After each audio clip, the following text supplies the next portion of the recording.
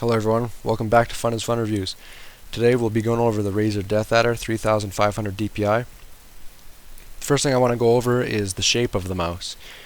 And this mouse is the most comfortable mouse I've ever used, and anyone I've talked to say the exact same. It just fits like a glove. I can't explain it. The indents here, see if I can show you. See the indents on the mouse 1 and mouse 2? Your pointer finger and your index finger just fit on those perfectly, and the way the side, like where your thumb goes on the mouse, it's curved perfectly for the shape of your thumb, and where your pinky and ring finger go on the side, it just slides in there perfectly, and it's very easy to lift, very easy to move. I just think the shape of this mouse is perfect. Second thing I want to go over is the texture of the mouse, and this is my favorite part of this mouse is because it has two different types of textures. It has the hard plastic glossy sidings, and it has the smooth rubber coating on the top. And what's really important about this is that the sidings, the glossy part, is what reduces your sweating, and that's where you're going to be picking up the mouse, is on the sides. So you don't want that part slipping on your hands, so having the glossy on the side is perfect, and the smooth rubber coating on the top, which is to increase grip, is really important because your palms sweat a lot, and even having glossy on the top I don't think is really going to stop your palm from sweating. So being able to keep that grip even with your hand sweating is really important, which is why I think the way they developed this mouse is perfect, the way that they put the glossy on the sides and the rubber on the top. Now I bet you guys have one important question for this mouse, and that question is, can I use claw grip, can I use fingertip grip, and can I use palm grip on this mouse? And the answer is yes to all three of them. I used to be claw grip user, where what it is you're using the fingertips on the mouse and your palm is touching the back of the mouse. That's what a claw grip is. And when I was using that, it was still the most comfortable mouse that I've ever used. When I switched to palm grip, just as comfortable. Fits like a glove both ways. Fingertip grip, just when I'm holding it like this. For you that don't know what fingertip grip is, it's where only your fingers touch. Your palm's not even touching, so everything is off of the mouse, except your fingers. And I'm holding it like this right now. It's still the most comfortable mouse I've ever used in my life. Not only is this most comfortable with every grip, but you're not going to have any problems with weight inside the mouse. It's very balanced. So if you're going to lift it up with fingertip grip or claw grip, the back isn't going to be weighing down and staying on the mouse pad. It's actually going to lift up completely even. That's what I really like about this mouse, is the weight of it is perfect. It's nice and light and very easy to lift up with any type of grip. Third thing I want to go over is the buttons on the mouse. Very basic. You got the left click, right click, the mouse wheel, which you can click down for mouse 3, and you've got the forward and back in web browsing here where your thumb is. The really unique thing about this scroll wheel is it feels different than any other mouse wheel I've felt. It's kind of like a gel. It's very soft, and it's really well made as well.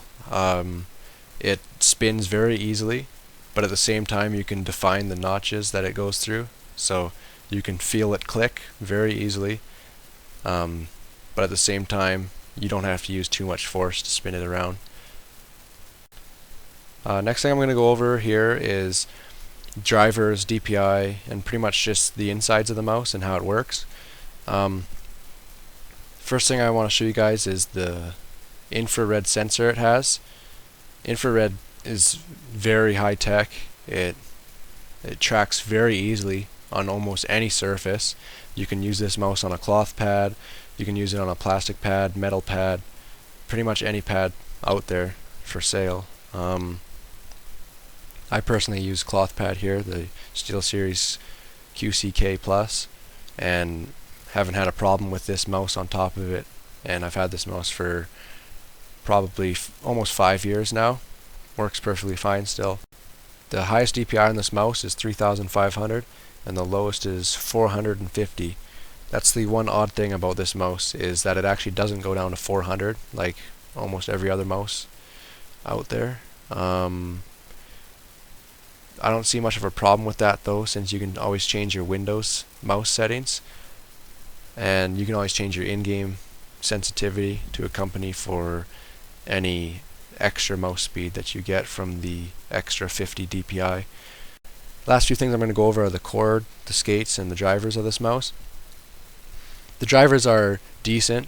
It's pretty much like every other driver on every other mouse. You can just change the button functions, the DPI, you can turn the lights on and off. Razer drivers have never really been known to be the best. Sometimes they bug out. For me, once I remember that I moved the mouse too fast and the cursor shot up. But also I talked to my friends that use the Razer DeathAdder drivers as well, and they've never had a problem, so I don't know. You got an on the fly DPI changer right here next to the infrared sensor, and just that button right above my thumb, and you just push that whenever you want and you can switch DPIs. This mouse has 4 different DPIs. It has 450, 900, 1800, and 3500 DPI, which you can all change on the fly with the button I showed you on the bottom earlier. Another cool thing about this mouse is you can change the polling rates. You can use 125 Hz, 500 Hz, and all the way up to 1000 Hz. And what that means is it's just how fast the mouse responds. Next thing I'm going to show you guys here are the skates on the mouse. As you can see, they're very small, but at the same time they're very smooth. I haven't had any problems with these skates, and I've had this mouse for 5 years, as I said earlier, and they haven't worn down yet, but that could be because I'm using a cloth pad. As you can see, it takes very little effort to move the mouse around. On plastic pad it moves just as smooth. Metal pad, same thing. So very good skates on this mouse. And the last thing I'm going to go over here is the cord of the mouse, which is the most important feature to me. As you can see here, see if I can get it. It's laced, and most cords are rubber, and sometimes it sticks to your desk up here and it'll cause a drag, or it'll stick there and it'll be harder to move your mouse. It'll cause resistance. But with the laced cord, which the DeathAdder has, it just runs smoothly on the desk and doesn't get caught or anything. So it's very reliable when you're playing FPSs and stuff like that, because when you're getting shot from behind and you really want to move your mouse to do a 180, you don't have to worry about the cord getting stuck on your desk. One last thing I actually forgot to tell you guys about before I go. This mouse was originally designed for right-handed users only. So if you're going to the store and you're going to buy the Razer DeathAdder, most likely it will be right-handed. So make sure you ask the people at the store to get you the left-handed version, since they do have a left-handed version of this mouse. So yeah, make sure you ask the people working at the store to give you a left-handed Razer DeathAdder if you are left-handed. Well, that's it for the DeathAdder, guys. Hopefully I helped someone in need of a mouse, and that's it for today. This is Fun is Fun Reviews, and I'll be doing another review shortly. Thanks again, guys. See ya.